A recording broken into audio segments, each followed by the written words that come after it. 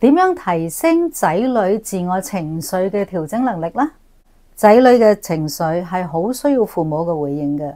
由 BB 開始，如果父母能夠適當咁樣回應仔女嘅情緒訊息，仔女就能夠培養佢哋嘅自我情緒調節嘅能力。父母點樣回應同仔女嘅 EQ 高低係非常之有關係嘅。另外，父母自己嘅覺察能力同仔女嘅 EQ 都係好相關嘅。呢個頻道係分享有關個人成長、情緒管理、親密關係等等嘅話題。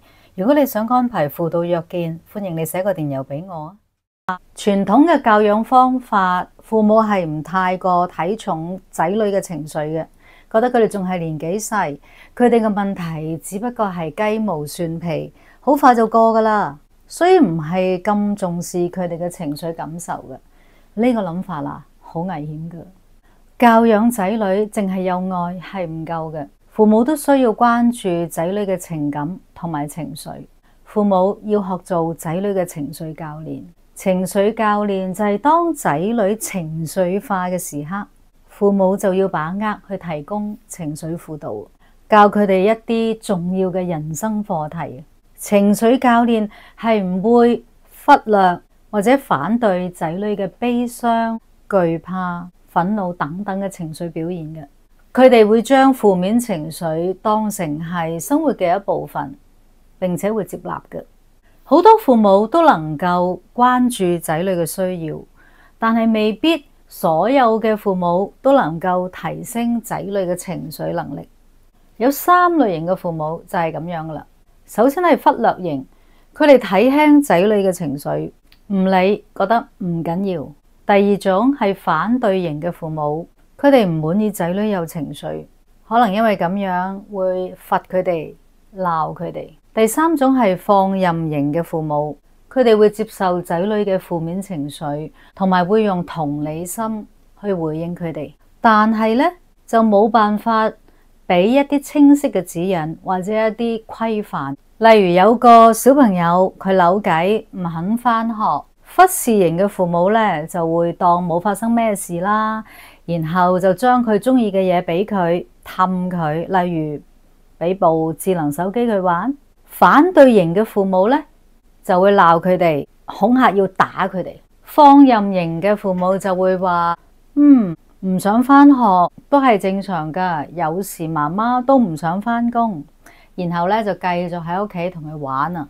父母如果要向仔女提供情緒輔導，第一步就係同理心嘅回應，等仔女知道佢哋嘅悲傷父母係睇見嘅，然後開導佢哋點樣去處理呢啲唔舒服嘅感覺呢？亦都要仔女知道究竟有啲咩規矩，有啲咩需要跟。目的係等仔女學識咗點樣自我療癒，能夠盡快由悲傷嘅情緒恢復過嚟，繼續去正常嘅生活，同埋積極去參與佢哋嘅活動。父母唔可能每一次仔女有負面情緒嘅時候都喺佢身邊嘅。所以仔女學識點樣自我療癒係好緊要嘅。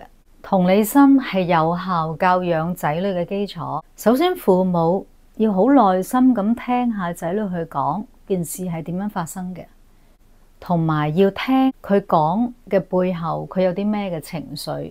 父母對仔女嘅感受要真正嘅尊重。假如父母咁樣講，你咁樣嬲法啦，係唔啱㗎。仔女就只會覺得父母唔尊重佢咯，唔會繼續同你傾偈。唔係任何嘅行為都可以被接納，但係所有嘅情緒都應該被睇見、被接納嘅。父母可以嬲仔女嘅行為，但係只可以針對事，唔可以抨擊仔女嘅人格或者係個性。例如父母好嬲咁樣講：哎呀，你真係蠢啊，咁都俾人呃。咁樣就係抨擊仔女嘅個人，只會係火上加油，你哋都唔能夠平靜落嚟。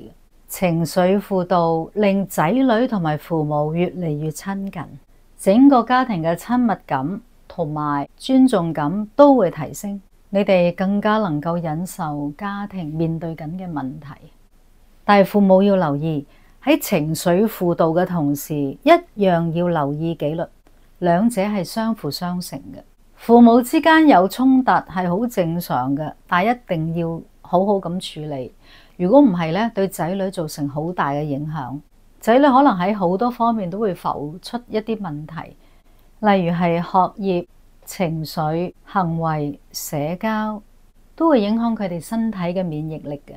父母一定要能夠有效咁樣處理佢哋之間嘅衝突，否則父母對仔女提供嘅情緒輔導都發揮唔到作用，會抵消咗。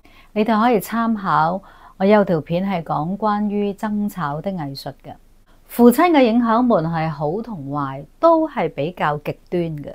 當父母願意輔導仔女嘅情緒，明顯對佢哋嘅情緒發展有正面嘅影響。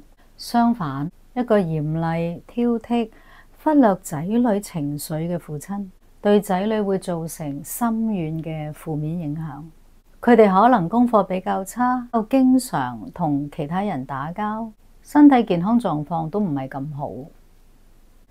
EQ 某程度上同仔女自己個人嘅氣質，亦都係佢與生俱來嘅特質係有影響嘅，同時亦都同親子之間嘅互動係相關嘅。